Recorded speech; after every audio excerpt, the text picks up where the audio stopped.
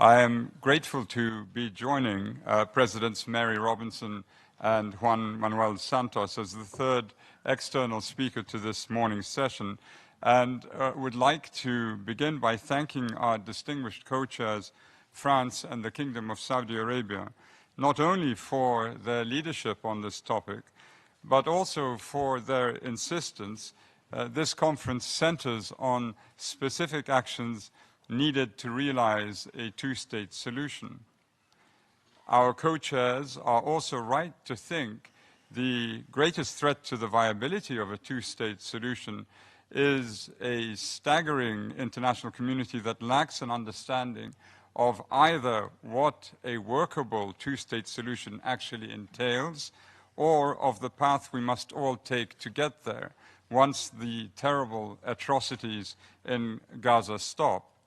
In other words, how can we transition from rubble to renewal without a compelling and credible vision for what renewal means?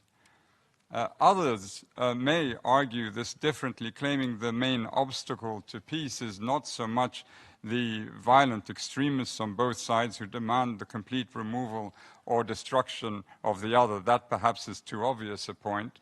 Rather, it is the filing down in both societies of those who would believe peace is possible, such as the depth of fear, anger, and fatalism that now marks the prevailing mood.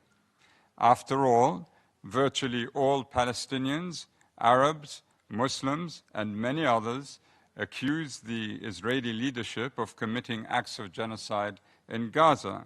This on top of a long and cruel military occupation of Palestine.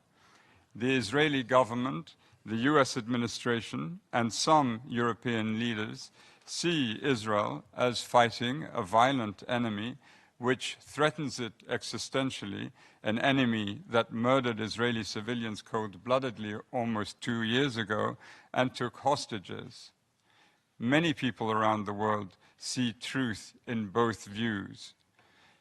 Despite conceding the reality of the present moods and hatreds swirling within the two populations, what is fortunate about a vision of two states is that, like any other vision, it need not correspond exactly with the current psychology of Israelis and Palestinians. A vision is not for today's emotional audit, but for a tomorrow when new imperatives have inspired both populations, and not because the vision would be something utterly fanciful, quite the opposite. A two-state solution would have to be practical to gain support. This is why one of the first lessons to draw on from decades of failed efforts to resolve this conflict is that wholesale vagueness about the endgame is not strategic, it is dangerous. It empowers rejectionists and weakens those who believe peace is still attainable. Today, as we've heard many speakers say, leading figures in Israel's far-right government are openly articulating a vision of permanent occupation, territorial annexation, and forced displacement. And they are acting accordingly, taking steps every day to implement their vision through concrete policies and actions on the ground. The international community cannot counter this with carefully worded platitudes. What is needed is a clear collective affirmation of the two-state solution, not as an abstraction, but with specific policy commitments. A full end to the occupation, borders based on the 4th of June 1967 lines, and a sovereign contiguous Palestinian state. Short of this, recognition of Palestine will remain symbolic and will do little to transform the lives of Palestinians on the ground and affect meaningful progress towards Palestinian self-determination. Now, this is not a fantasy. Palestinians and Israelis working together have developed a vision for a two-state solution that can work, and they have devised elegant and symmetrical solutions to issues like settlements, refugees, and Jerusalem, core issues that have divided them in the past. The first point this vision articulates is this: a viable peace must address the emotional and deep connection felt by both Israelis and Palestinians to all the land, from the river to the sea.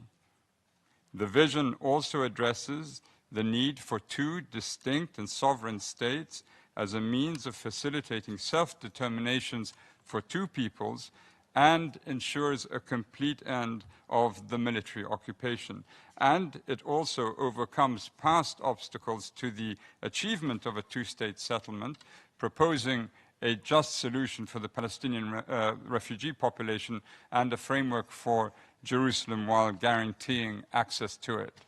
And it achieves all of this in a way that ensures Israel can maintain a Jewish voting majority.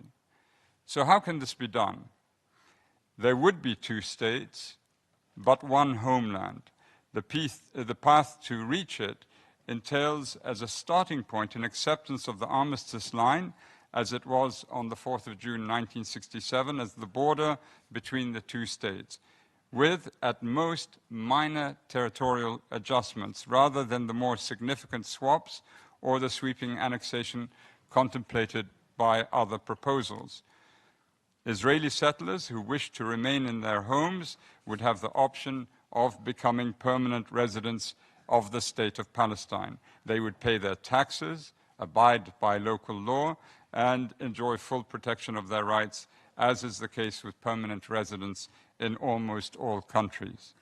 All Palestinian refugees will, in turn, have the right to become citizens of Palestine, and they would also have the option of becoming permanent residents of Israel, creating a path for return. Israeli Arabs would remain Israeli citizens and would be guaranteed full equality. Over time, there will be freedom of movement for all throughout and across both states.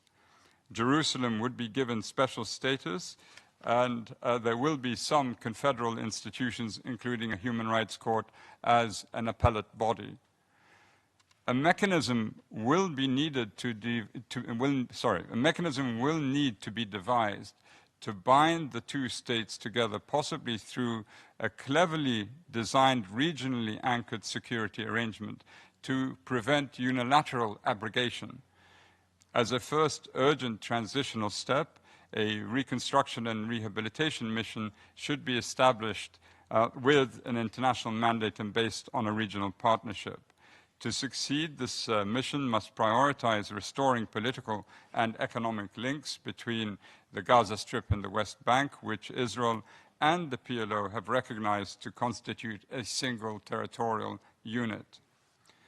Finally, Israel's approach of achieving security through domination and fragmentation of Palestinian life by imposing a stranglehold on Palestinian territory, institutions, and leadership, and by the undermining of UNRWA over the years, has hitherto produced only a notion of security for Israel.